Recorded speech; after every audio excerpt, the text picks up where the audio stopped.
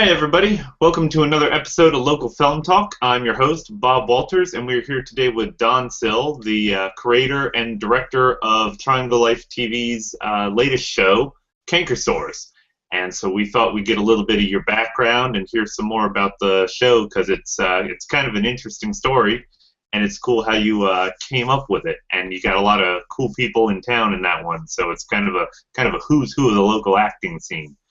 So yeah, thanks for joining us.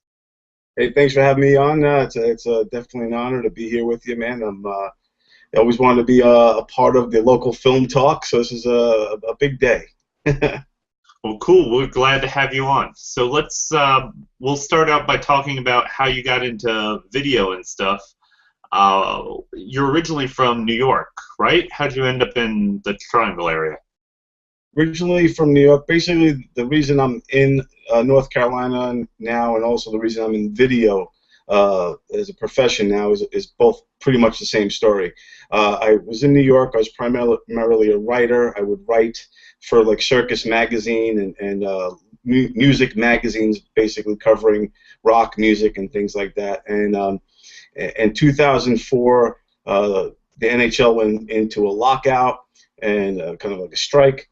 And a lot of people started to leave their jobs. And my friend of mine, who I grew up with, was the main producer over there with the Carolina Hurricanes. He was the director of the Canes Vision. And he came to me and said, "Don, we could really use you over here. A lot of my guys have left.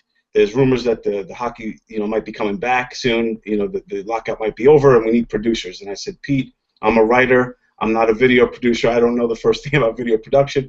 But he said, if you hone those same skills, those storytelling skills, and you apply those from instead of on paper but into video, I believe you can do it. And he believed in me, and he took me through it. Taught me everything from white balancing a camera all the way through editing on Avid at the time, and basically, I was natural at it to some degree, and in the first season with the Hurricanes, it was 10 years ago, not only did we win the Stanley Cup, and I got to hoist that over my head and do all those great things, but also we won 3 Telly Awards for videos that I was a part of, including the Ballad of Chase McCoy, which we're trying to turn into a short film now. All these years later with Dean Garris, we're trying to make that into a short film. But yeah, so basically, right out of the gates, the good things were happening, Stanley Cups, Telly Awards, and I was like, this is easy. Let's do this all the time. But it does not. It's all got to be uphill from here, right? Exactly. I mean, when you win one of the biggest trophies in all of sports on your first year ever, it's kind of like, where do we go from here? But it's always every season's a challenge. But as far as the video goes, I'm always constantly learning. Basically, I still to this day apply the same storytelling skills I did when I was writing short stories or writing interviews, for Circus Magazine.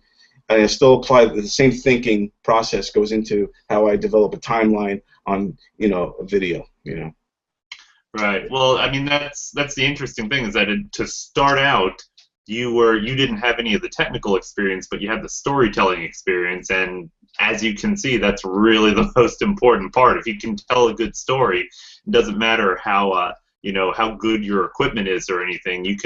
A good story gets its way through the technical limitations. So you were able to start out from basically ground zero with the Hurricanes, and you had great ideas and were able to go from there. That's really cool. You said you started out with Avid. Do you guys still use that, or are you still using it? About 5 years ago, I've been with the team 10 seasons, and my 10th year in North Carolina is this month, March, actually. So I've been in this. Yeah, thank you. I love it here. I do love it down here. I loved it immediately.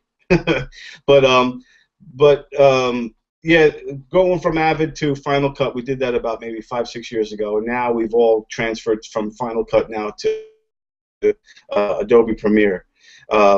So I like Premiere and I like Final Cut, and I think, like I tell people, like you mentioned, it's all really about the storytelling when it comes to to editing for me. And there's a lot of kids that come out of school and they know how to do all the fancy stuff, but or that they're advanced in that. But if you don't have those basic skills that you can't teach in school, which is basic storytelling, or just to have the eye for where to put what where on a timeline, so I think those natural skills go a long way, and that's what carried me through to this far anyway.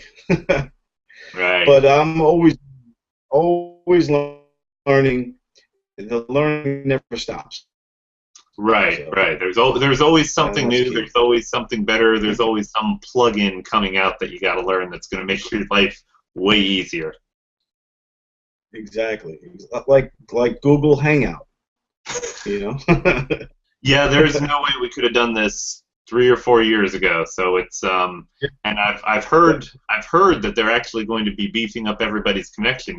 Not only is Google Fiber coming into the area. I don't know where you live. I'm actually up in Creedmoor, which is not going to be getting Google Fiber.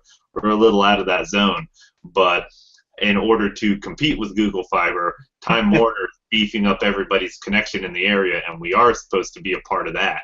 So once we get faster download speeds, and for the case of a Google Hangout, faster upload speeds, these things should look really nice. I've seen people who who live in like Los Angeles in the middle of town that have really fast internet connections, who do their podcasts or their web shows via Google Hangout, and it looks almost as clear as watching CNN. So I'm looking forward to it. It's exciting. This is cool. I'm in Holly Springs, but it is cool to be able to talk to you and get this interview done, because we have had some scheduling conflicts. So Right. This resolves that, and this is great to finally be. So tell us a little bit. Like we said, you work for the Hurricanes. You've been there for 10 years. But you do a lot of stuff on the side. So how did you get into the local filmmaking community? How did you start meeting some of those people and getting involved in their projects? Basically, I used to I would do the music for the Carolina Hurricanes. So in game, I would play the music, and a lot of local bands would give me their CDs and stuff, and then they would ask me if I would help them out doing music videos. So one day we did it with this band Aerial Down. I was getting ready to work on one of their videos, and then they had their video guy with them, and we're at a lunch, and the video guy couldn't do it. His name's Tim Sesniak, and he could not commit to a date because he said he was making a movie. And everybody at the table started laughing and kind of like in a mocking way, like, "Oh God, okay, have fun with your movie," But me, I never think that way. I always support anybody who's trying to accomplish something. So I said to him, I said, "Hey man, tell me about the movie." And he told me it's this movie called Remnants that he's working on, and that it's a low budget film, and that they're casting for people. And I said, "Hey man, I used to act when I was 19." And I told him, I said, "If you need a guy who's chubby and has a beard, let me know. I'll be in it," joking around with him. So sure enough, a couple of days later, I got a call, and he said that the guy who's writing it wants to meet with me and maybe help him do a GoDaddy.com commercial contest, right? So I went and we did this contest, and it was with this kid John Stansel, and Steve Grove was in it. Steve Grove now does a lot of music scores for other movies and things like that since then. But so they were all on it, and we did the spoof for GoDaddy.com, and essentially that helped get me the role in Remnants. And this movie Remnants it was my first film out of the gates, and because I believed in this kid, and however it happened, I ended up being fourth billed. I was right under like Robert Pralgo, who's been, I don't know if you know who Robert Pralgo is, but he's been in a lot of movies. The movie with Sandra Bullock, with Blindside, he was in that. He played one of the scouting guys and stuff. Okay. And also Jeff Briggs was in there. That's where I got to meet Jeff Briggs for the first time. He played the bad guy. And anyhow, that's the first movie. And then that movie ended up snowballing into a bigger production and ended up having Tom Sizemore in the film. And then that movie also now, is on Netflix, and it's become like this little, this movie just kept growing. And I was very fortunate that to be my first film. but that's where I met a lot of guys. I met Roger Paris on set there, and it led me to Scorpion, where I played a mafia guy, to another movie with Sean Pollock, which was Outside of Darkness, and then then you start each film you kind of network and with the actors, because everybody's making a movie. The sound guy is sitting there holding a boom, and he's like, "Hey, you'll be perfect for my," and then next thing you know, you're on his set doing his movie. So I love that, and I love the camaraderie on this local scene, especially in the Raleigh scene, which is I'm a lot closer to than other scenes. You got the Durham scene, you got the Greensboro scene, you got Charlotte scene, but the Raleigh scene is where I really connect with guys like like Dean Garris, Al Julian. You got Roger Paris. You got the Twin Naples media guys over there. You got so the list goes on and on. You know them all because you're always at the meetup groups, and it's a great scene, and I'm fortunate to be a part of it, and I'm very proud of what everyone here has accomplished, and the talent pool is really, really impressive. Yeah, it was a weird feeling when I first started hanging out with these people and getting to know them, and somebody said, "Oh, so and so is in my movie," and I'd watch their movie, their short, or their web series, and I'd see that guy, and then I'd start seeing other stuff that they were in, and being told, "Oh, you got to check out this other guy's stuff," and then I'd start hearing, "Oh, go watch some other guy's short film," and I watched that, and I'm like, "Oh, wait, I recognize 3 people from this." And when it's something that personally I wasn't used to, is recognizing people in movies. Normally the extras or the little bit players in a TV show that you watch are people you've never seen or heard of before. And now it's gotten to the point where I've met so many people around here who are in, they go down for a few days to shoot at a TV show that's down in Wilmington or something. I'll recognize the receptionist at the hospital in the season of whatever. I'm like, it's weird, it's bizarre. it is trippy, man. You start seeing, like, watching Iron Man. There's so many people from the local scene that are extras in that movie, like featured extras, that I'm like, oh yeah, there's Fox. Oh yeah, there's this guy. So you see people that just in Iron Man 3. So it's kind of trippy, yeah. Yeah. And that was a great cast. You've done a lot of acting. Have you, heading over towards the Kanka Sorz stuff, prior to that, had you spearheaded many projects? With the Hurricanes, I have. I've done a lot of mascot sketches with Stormy, and I've directed the team, actually the players, in like Christmas videos and other fun type of things like that. Every year the Globetrotters come to the PNC Arena, so we will mix it up and have the Globetrotters come in and do a sketch with Stormy. So I've directed those kind of guys, and the Globetrotters, so sometimes it's hard to rein them in. But so I've had that kind of experience to directing that level of talent. Those kind of guys who are veterans. These guys know what to do in front of camera. So they're easy to direct in that regard, but they also are difficult sometimes. But no, I love directing and producing films as well. So moving on to your current project, Kanka Sorz. How did that start out? Because you also had the short documentary Change of Scenery, which is also about the Kanka Sorz, but there's also a lot more members. How does that work? It seems like it's kind of a behind the music version of the Kanka Sorz story. So tell us about that. Right. Well, the Kanka Sorz began basically Change of Scenery. It was an actual rap group of mine when I was a kid. I grew up in Brentwood, Long Island. Everyone in my neighborhood had their own rap group. So we had a rap group called Change of Scenery, and we were really doing it, and really thought we had the talent to do it. But that was in like 1987. So now here we are all these years later, and then I just thought it would be funny, what if we had a reunion tour? And that's basically the catalyst idea that started this whole thing. And then all the cast of COS were people I worked with at King's Vision, rappers as well when they were younger. So we all just said, hey, let's make a song. So it all started with a song that we did. We recorded a song, and then we said, hey, let's make a fake documentary. We'll get Bob the Blade, legendary radio personality, from like 96 Rock, and then we, from there, the movie happened, and then we started to get some buzz. We had, a couple of, like Trailblazer Studios was interested in us for a little while, and things just fell through. And then Bob the Blade moved to Arizona, and one of No, I didn't know that. yeah. Hmm. I think he's teaching school over there, and I think he's got a radio job now in Arizona.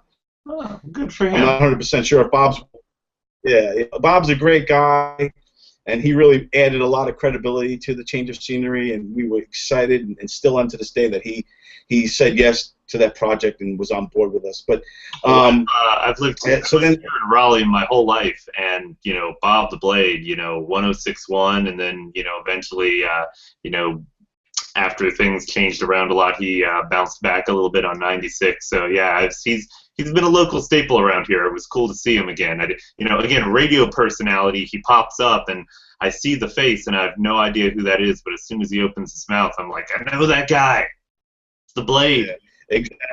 Yeah, exactly. And having him in there really was big for us. And then another guy moved away. One of our members of moving away as well. So the group kind of went dwindling down, and we just said, you know what, let's let this be its own short film. And then John and I decided to do a spin-off series, the Kanka Sorz, and kind of it's the same universe potentially as the change of scenery, but it is different. There are a different storyline. It doesn't all match up. Like if someone wants to try to match up the COS timeline versus the Kanka timeline, it will, it's not all cohesive. But the Kanka Sorz is a different animal. It's I think Survive, like my character, is a lot more silly in Kanka Sorz in a way than he was in the documentary. I think the documentary is a little more hardcore, like, yo, what's up? And in Kanka Sorz, I'm a little bit more like, what? Like a little bit more, so the character is a little different, but a little more naive in some ways. I mean, you even play around at some points with the ideas that they're not at all familiar with drugs. Right, exactly. Yes, exactly. And Survive in the documentary would have been, he would have known, get that over on. That's just so the character is a little different as well. But I think the team between me and John play off really strong. John Grant, who plays Johnny G. I think our chemistry as a team is strong, and I always tell people, I said, we're kind of like a combination of Laurel and Hardy meets Cheech and Chong meets those two guys from the Sonic commercial. So that's how I see us, and but with a little hip hop flair, And one thing I always wanted to keep consistent with this Kanka Sorz is that we always, at least in our world, we have rap skills. So even though we're kind of naive and not the brightest guys in the world, when it comes down to it, we can rap, and I thought that was essential. That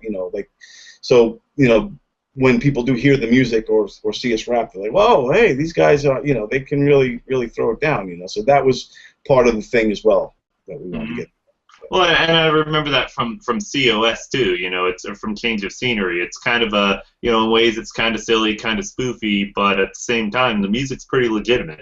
Especially that song at the end. I did. Cool, thanks. That's the song that set it all off. Yeah. That was the song we recorded originally, and then we kind of built the whole thing because we had that song. Yeah, and I love that song. It's great stuff.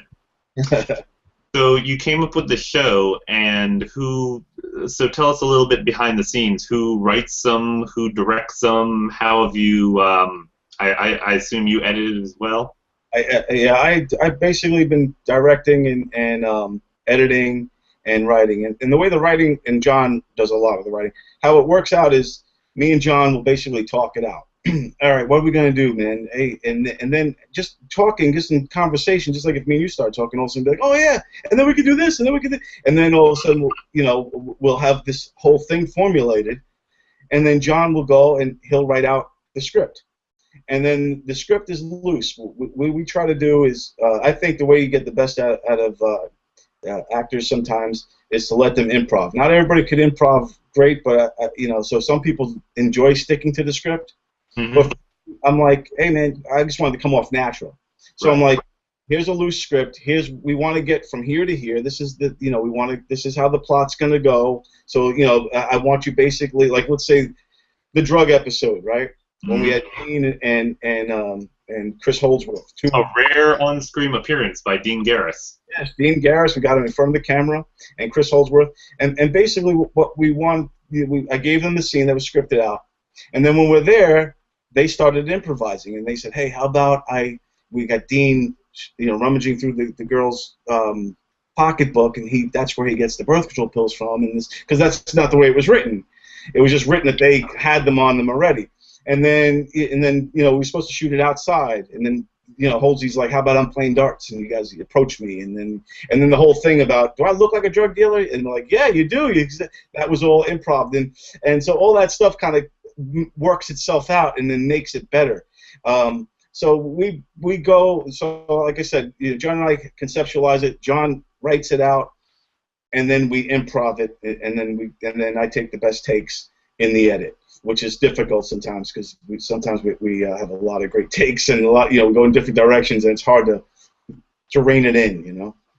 Yeah, and in addition to it being hard to improvise, especially for a lot of people to improvise and get good type material, the other problem you run into is that when you do get a lot of great material, you got to figure out which to cut, which can be like killing your babies. That can be hard. That's the best problem to have. I have too much good material. What am I going to do?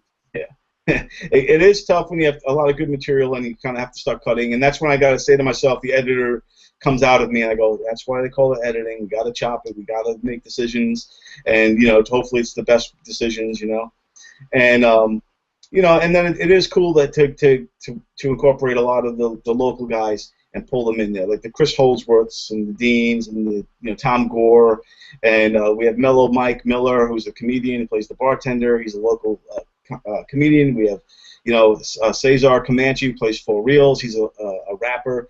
He actually tours the world. So For Reals is a legit rap artist. We have Megan Hornbeck is playing the girl in this thing who becomes, and you'll see in episode 8 that in episode 2 she's the one I was hitting on. At what time is it open? She becomes more of a character coming out. We had Rob Chapman in there, who was Roro from the COS movie. We did a callback, brought him back. So yeah, I mean, I hope I'm not missing anybody. Because we have Ryan Saven is our cameraman. He's the one who's been coming out and shooting these things for us on his Canon 5D, I think he has, or 7D. I'm not sure, but it's all shot on that. And everybody who's been involved in this thing has been great. We had John Custer, the legendary John Custer involved, the Custard Man. And so it's been great, man. It's just been a great experience. And like I tell John when we're talking and we're saying, where do we think this is going to go? What do we want to happen with this thing? We're going to put it in festivals. We're going to try to sell it and make it a legit series, or what can we do with it? And I was like, you know what? If nothing happens, if this thing fizzles out, nobody cares about it. We're having a blast shooting these things, and and that's really, for the short term, all that matters is we are all having fun. Everyone on set is enjoying it and having a blast. And if something does happen, if this thing goes viral, if someone discovers us, discovers the characters, or someone wants to make it a series, if we do put it in festivals and win awards, that's all gravy. Right. So we're enjoying the process and enjoying the camaraderie and doing something creative and telling a story about rap that I don't know if it's been told this way before. Mm-hmm. No, and it's a lot of fun too. You don't see that many narrative series on a topic like that. So you mentioned a lot of disparate people from really different backgrounds. You've got actors, legitimate actors like Tom Gore, Chris Holdsworth. You got a guy like Dean, who's a director but not so much an actor. You bring in a comedian, you bring in music producers. and like you say, you rely quite a bit on improv. How does that work when you're dealing with people from such different backgrounds, different acting abilities? You know, how do you have to approach a scene with Tom Gore differently from a scene with Caesar Comanche? Right. Uh, well, I noticed that some of the actors really tend to be more comfortable on script, and they kind of stick to the script. Mm-hmm. You know, they learn their lines, and then they come out and they'll actually do the lines verbatim that's on script, right? Then you get other actors who are way more comfortable with the freedom to improvise. Because even though I'm directing it, I'm very loose. I'm like, all right, yeah, you know, because we kind of run and gun a lot of the stuff. So I'll be like, all right, you can stand there. I'm here, man. Let's just do it. And then, you know, so I think it's a laid back vibe, so everyone feels good and it's just fun. We just have it's like playing when you were a kid, like, you know, just, you know, making it up as you go along. And but I think like with For Reals, you know, Comanche the rapper, he is really good at improv. He understands who his character is and what he wants to convey. He knows that, in a sense, if you watch the show, you know, he's the straight man. He's the voice of, you know, seriousness. Like, hey, you guys have to be prepared when you come here. You know, so he's almost like our parent figure. He's like, you know, so. And then Right, should I use a pen or a pencil? It doesn't matter, whatever you want to do. yeah, exactly. And then you got a guy like John Custer, who, man, amazing. That guy should just be an actor. Like, he is an outstanding music producer, musician in his own right. But man, he is a really solid actor, and he knocked it out of the park with his scene. He'll be back in in another scene. He's going to redo his role for something else. But also, you know, and then Mellow Mike, the comedian, he just took to it, and you know, when he came in that day, first thing I asked him was, "All right, did you read the script?" He's like, "No." So I was like, "Okay." Always a good sign. So I was like, "Here's what we need you to do," and he just did it, and he was funny and great, and added a lot to it, and I just think each production we're also getting tighter, as you know, the camera guy, you know, Ryan Saban's getting better, and we're starting to realize, oh, you know what, let's shoot it. You know, let's shoot two angles this time. So we're starting to take more time too. Where in the earlier ones, we were literally just shoot one quick scene, and I just, because you know, didn't, and it just kind of snowballed into, all right, let's do this for real now. Let's start making real film. You know, so you know, it's escalating and getting better and better, and I just want to keep that trend going. Right. So I was going to say, I've noticed that with the later episodes, the story has really started, like episode stories arcs have started to evolve more and get more complicated. I think my favorite episode so far was probably the birth control episode with Chris and Dean, partially because it seemed like it was the one that had, up to that point, the most plot so far. A lot of the earlier episodes seemed to be a single scene that was more of just a premise, and then you guys just kind of riffed on that topic. Right. But starting with the birth control scene, and then the next episode being the auditions for a beatbox, those two have had a lot more plot points, and I was wondering, you know, now that and obviously you filmed more episodes, which have you found works better? What do you think? What have you found gets a better response from the audience? The more plotted episodes, or the more free-flowing riffs? And which do you plan to do more of in the future? I think the plotted episodes, like you mentioned, those last two, Writer's Block and the beatbox auditions, I think both of those are definitely two of the strongest, and I think it's because they had, you know, beginning, middle, and end. They did have an arc within its own story. The other ones, what we were just doing, the original plan was just to do a scene, and you know, make them, you know, anywhere from, you know, 5 minutes to 6 minutes in length, and just making quick hits. But as we started to do them more, and as we started to get, you know, people wanting to be involved in it, and you know, a little bit of local buzz going around, I wanted to try to make it more like an episode rather than a scene. And so yeah, so that's what we're trying to do more of, and it is more complicated on my end as an editor now. It's not like, oh, I can just go in and knock it out. in a couple hours. Now it's like a couple of days. I got to like get into it and really tweak these things. But yeah, I want to do more of those, and I think that from now to the next few episodes will all be very similar in design to actual episodes, and we still want to keep them about, now we're looking at like 10 minutes each, but we want to keep them short hits because it is on the web, and people's attention spans tend to be a little less when it comes to the web. If you don't hit them, right out of the gates, they are gonna just check their Facebook or check their Twitter, and leave you. So to engage them, we try to engage them right out of the gates. So that's the plan. Mm-hmm. I was going to ask you about that, the evolution of the series so far. I don't remember how many episodes you have planned. 10 or 12, I think. Yeah, it looks like we're going to head towards 12 right now. Mm-hmm. Yeah, because we just got word like that Bates Battaglia, he's the one of the Carolina Hurricanes alumni players, and also he won the Amazing Race a couple of years ago. Yeah, they own Lucky Bees downtown Raleigh. He is going to do a cameo. We got Jeff Briggs is going to come on board and do a cameo for us. Then we have another thing. We have Roger Paris coming in. We got Michael Howard going to do a scene with us.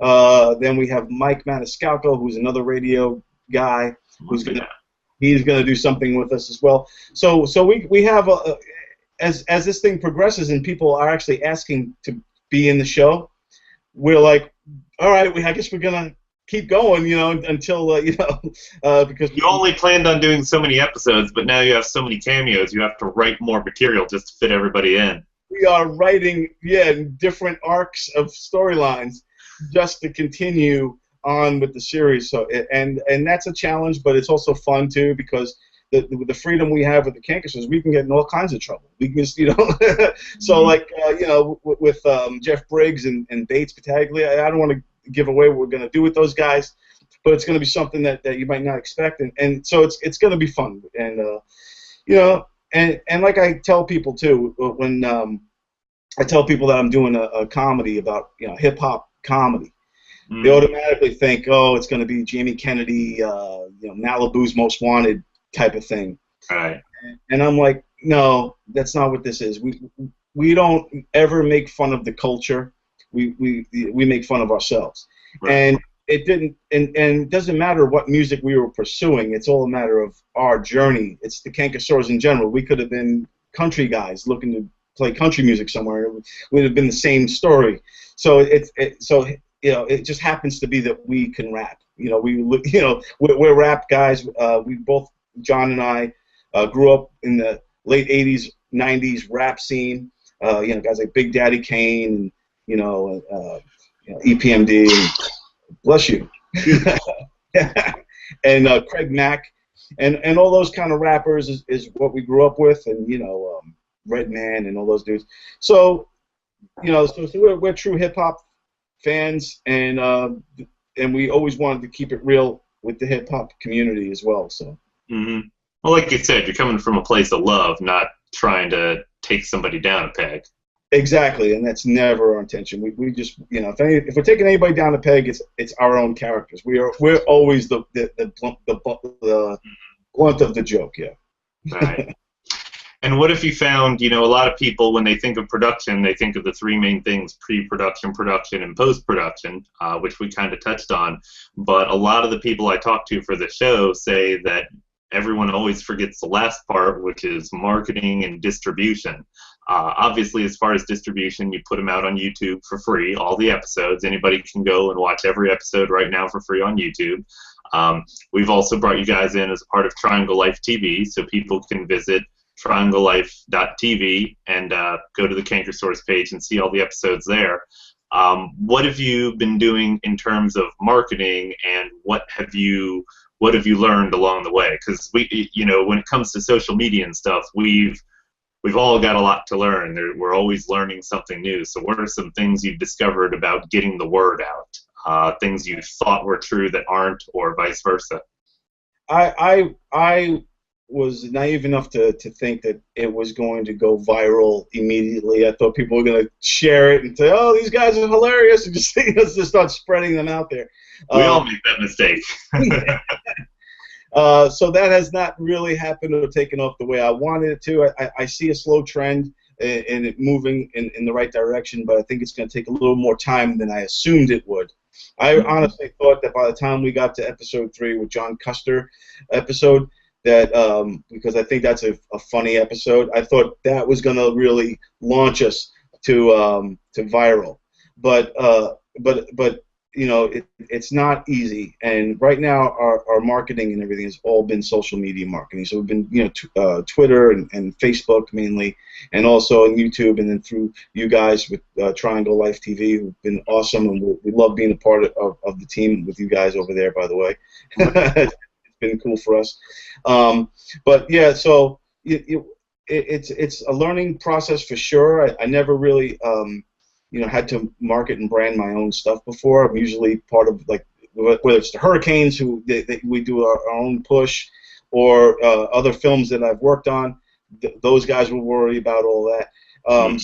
So this time around, I'm like, all right, I want to push this thing. How do I do it? So we're still learning and still, you know, trying to get it out there. But I think that when the series ends and I have the full series to push, you know, like when we have all the episodes out there, then I'm going to try to get it into festivals and all that kind of stuff, and I might, you know, figure out new ways to get the word out and help spread, as we say, spread the virus, the Kanka virus. Well, and if you know, whatever you learn, we're happy to hear. It's, you know, like I said, it's always, things are always changing. You know, personally, I've never really been able to put my finger on SEO, search engine optimization. Right, yeah. It's just not something that I grasp naturally, but I've tried to research it, and one of the things I found is that it's always changing, because it's all about keywords and what are people looking at now. And to know what people are looking at now, you got to keep on that all the time, and it keeps changing. And, you know, social media in general is a lot like that. You know, when you start something, you know, one platform might be the big way of doing stuff, but by the time you're done, it's you know, everybody's over somewhere else, and there are different types of things that are trending. So it's always evolving, and the stuff that I tried 6 months ago isn't working now, and I got to figure it out all over again. So. It's definitely a learning curve, and I think, you know, most filmmakers on the independent level, and even, you know, up the chain, all face that, you know, marketing and branding, and how to, because you never really know what, you know, what's gonna, there's no guarantees what's gonna, you know, hit and what's gonna miss, and all that sort of thing. So, you know, I think if you believe in your product and stand behind it, eventually they'll come to you. Back in my writing days, I would interview a lot of bands and a lot of comedians, and that was one of the things I used to ask them: how did you guys get to where you are? And the really great ones, like you know, comedians and stuff, they would tell me, you know, like Dane Cook. Okay, I don't want to name drop, but I interviewed him once, and Not he name drop, but Dane Cook told me.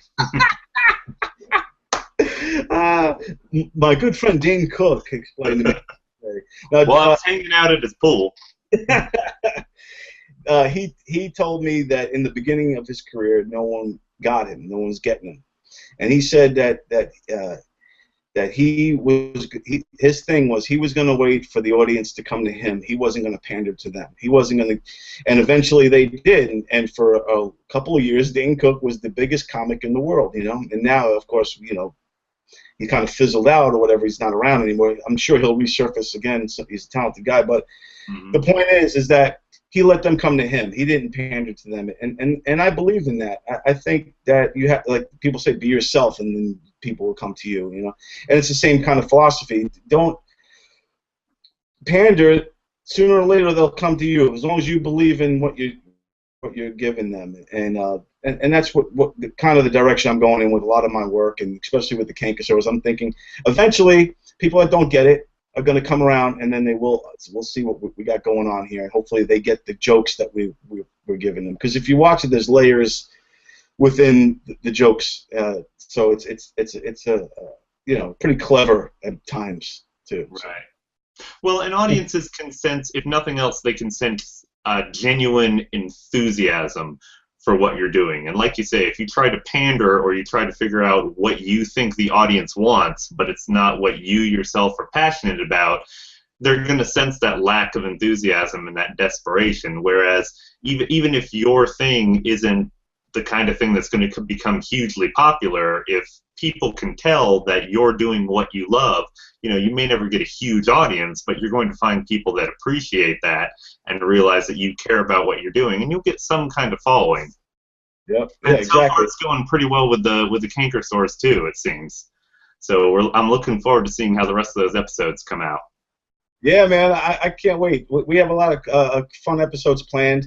We're still in the shooting phases. Like I said, we're racing against the clock to get episode 8 done. And then we already got episode 9 planned out, so we kind of know where we're going.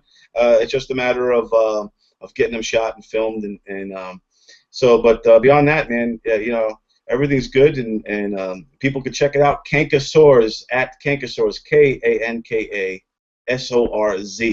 Well, we're looking forward to seeing how that turns out. I guess we're about ready to wrap up, but let's. What are some of the other things you're working on? I mean, Kanka Sorz is a big project, but you're a busy guy. You got your hands in a lot of different pies. What are some of your other projects? A more serious project called Foster a Voice. And it's fosteravoice.com. You can go there. We're starting a Kickstarter campaign, and basically, we're doing a film about foster kids, and all the proceeds will go to foster care and trying to help these foster kids out. And if you look at the statistics on how many foster kids there are out there, how many abused and neglected kids there are out there, and orphans, and it's staggering. So what we need to do, and also the foster system, and it has a lot of flaws in it. So what we're trying to do is raise the funds to try to improve the foster care system and try to get some really strong foster parents to come in and help save these kids' lives, because it's tough for these young abused kids out there, and these homeless children, and it's an important cause. And if you want more statistics and more stats on it, you want to research it a little bit, go to fosteravoice.com. It will tell you all you need to know. And if you want to help out with the Kickstarter campaign that we're doing, please, that would be awesome. Any little bit helps us. Twin Naples Media guys are helping us. We got Tim Bell, Conrad Arnold, and of course Robert Gordon are involved in this, along with me and Larry Perkins, who is the main CEO involved in this whole project. He's overseeing it. So it's an important thing. So that is high on my list as well. It's a completely different animal than Kanka Sorz. It's like you go from Kanka Sorz to this. It's like, two different things. Mm-hmm. And then I'm also working on another film in Greensboro with the Greensboro team out there. Which we have Christopher Hayes is the director. We got Sean Pollock is the DP, and it's a story about this female MMA fighter, and I play her coach, and I take her under my wing and train her, and her name is Katrina Howell, and she is an outstanding actress from Greensboro, and I really think we'll see a lot more of her. I think this girl has some real potential, some real chops. So Katrina Howell, if any filmmakers out there looking for an actress, give her a call. Look her up on Facebook. but yeah, so currently, and I also got the thing with Dean Garris, Party Animal, where I will be going. And, yes, it's going to be a series. It's still in development, so I can't disclose too much about it, other than I will be going to some parties, and it's going to be fun. You will be the party animal. Yes. Well, there's a Facebook page out already. People can go check that. I'll look up the URL and put that across the lower third here. But Party Animal, and I believe you also had a starring role in another Dean Garris project, The Session, which is, I believe, out on the festival circuit right now. Right? Yeah. Yes, I believe so. The Session was a great movie written by Al Julian. Al Julian joint. Yes, Al Julian. He is a mastermind, and he does a lot of great work. And he could write all different stuff. He could write these real crazy, dramatic, kind of series like The Agent, and the cameraman, and then write like the session, and then he writes these comedies as well, these crazy comedies that we've been doing a couple as well. But so Al Julian's a very talented guy, and so he wrote this session, and Jeff Briggs is in it, and a couple other guys, and Mike Howard is also in it. So it was a really cool cast, really well written piece, and well directed, and the final product looks really good. Dean did an outstanding job directing it and editing it and putting it all together, and I think Steve Grove did the music. So it's another one of those films that that I was excited to be a part of. The shoot was great, and then when I saw the final version of it, I was like, wow, I'm so proud to be a part of this thing. So, Can't believe it looks so good. Yeah, exactly. I was like, wow, this guy made me look good. Wow. Yeah, so that's always a plus. Well, cool. I'm glad to see you're staying busy, and I'm glad to see that you got a lot of stuff on your plate. I'm looking forward to seeing a lot of it. Yeah. Thank you. It's good to be busy, but sometimes it's good to have a day off. Yep. You don't make it if you go to sleep, so you got to stay awake and keep on rocking. But I appreciate you taking the time, having me on the show.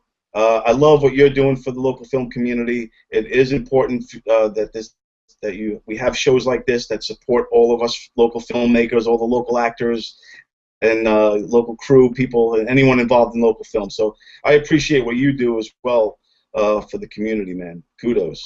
Thank you. I find, like we were talking earlier about promotion and getting the word out there, if there's one thing we're all looking for, it's some way to help get the word out. And so anything I can do to help people spread the word about their projects is, because there's so much good stuff going on out there. Just talking to you, we've listed, probably almost a dozen great things that I would recommend anybody, drop what they're doing and go watch. And there's so many other people doing great stuff out there too. So thank you for taking the time to talk to me and helping me spread the word about what you're working on.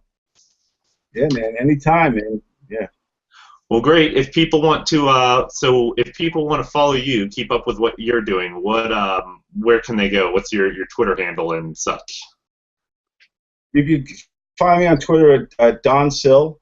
I believe that's it. I believe it's just at Don Sill, and also Don Sill on Facebook as well.